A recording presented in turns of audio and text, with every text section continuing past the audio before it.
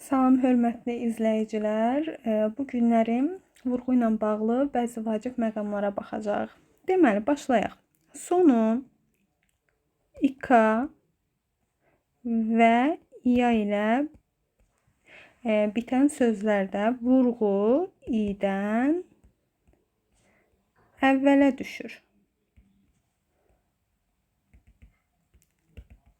İdən əvvələ düşür. Məsələn, mən deyirəm fonetika. İdən əvvələ düşdü, E-nin üzərinə. Və yaxud da morfologiya.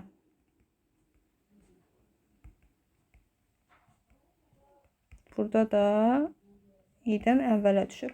Amma bu qaydanın özündə də bir istisna var. Deməli, dramaturgiya,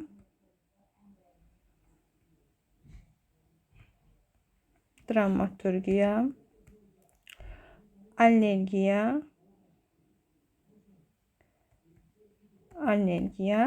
pnevmoniya sözlərində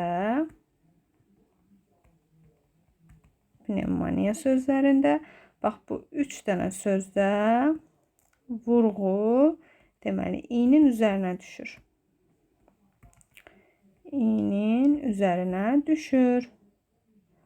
Bunlar istisna sözlərdir. Davam edirik.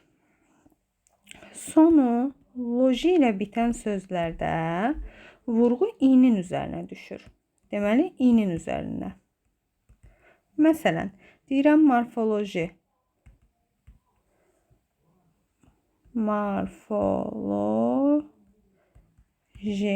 Burada İ-nin üzərinə düşür. Və yaxud da analoji. Burada da İ-nin üzərinə düşür. Üçüncü qaydamız. Sonu izm bitən sözlərdə, izm ilə bitən sözlərdə deməli, vurğu İ-nin üzərinə düşür. Bitən sözlərdə İ-nin üzərinə düşür.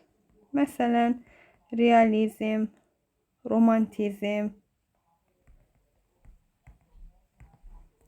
Məsələn, realizm, romantizm.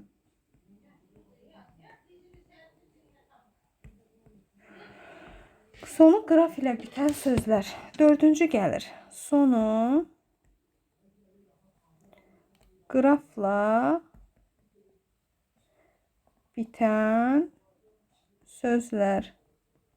Sonu qrafla bitən sözlərdə vurğu Q-dən əvvələ düşür. Bax, bu Q-dan əvvələ düşür. Məsələn, etnoqraf. Etnoqraf sözündə vurğu hara düşür? Onun üzərinə. Və yaxud da deyirəm avtoqraf. Vurğu hara düşür? Avtoqraf sözündə də onun üzərinə düşür. Beşinci qaydamız. Ba ünsürü olan sözlərdə. Ba ünsürü olan sözlərdə ba-dan əvvələ düşür. Ba-dan əvvələ. Məsələn, yazsam ki, İlbeyl. Burada İ-nin üzərinə düşəcək. An-ba-an. Ba-dan əvvələ düşdüyü üçün birinci A-nın üzərinə düşəcək. Sonu Asiya ilə bitən sözlərdə, Asiya hissəciyi ilə bitən sözlərdə bu vurğu birinci A-nın üzərinə düşəcək. Birinci A-nın. Məsələn, Avrasiya. Məsələn, Avrasiya. Burada hara düşür? Birinci A-nın üzərinə. Və yaxud da yazıram plantasiya. Plantasiya. Hara düşəcək? Birinci A-nın üzərinə. Gəldik ən çaşdırıcı məqamlardan biri olan log hissəciyi. Log hissəciyinə baxaq. Əgər log insan anlayışı bildirərsə, insan anlayışı bildirərsə,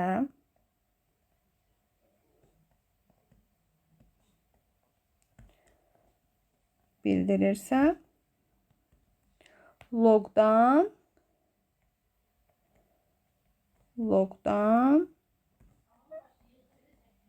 əvvələ. Məsələn, deyirəm filolog. Hara düşəcək? Logdan əvvələ. Əgər insan anlayışı bildirmirsə,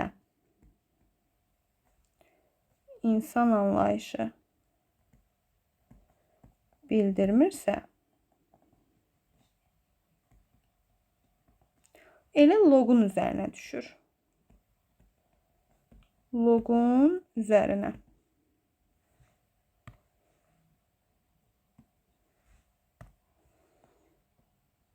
Deməli, hara düşəcək?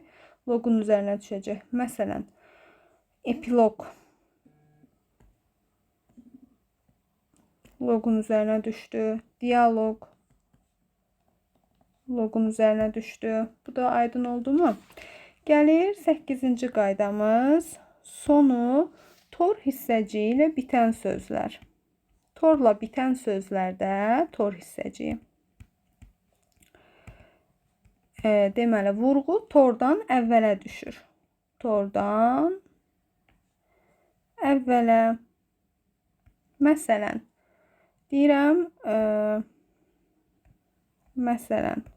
traktor.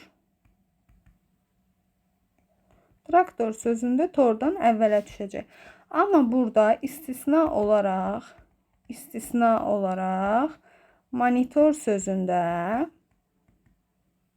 torun üzərinə düşür. Bax, sona düşür. Yəni, monitor sözümüz istisnadır. Və bir də bir qeydi nəzərinizə çatdırım. Deməli, damadama şalvar. Damadama bilirik ki, bir neçə nitq hissəsi ola bilir. Damadama sifət olarsa, yəni necə şalvar? Damadama. Bu bir vurğu altında deyilir. Bax, sifət olanda. Bir vurğu altında deyilir. Vurğu düşür bura. A-nın üzərinə. Amma bu damadama, məsələn, deyirəm, damadama göl olar. Düzdürmü? Burada isə feildir damadama sözü. Burada da hər sözün ayrı-ayrılıqda vurğusu var. Burada da vurğu bu şəkildə olacaq. İzlədiyiniz üçün hər birinizə təşəkkür edirəm. Bəyənib paylaşmağı unutmayın ki, daha çox insanlar faydalansın.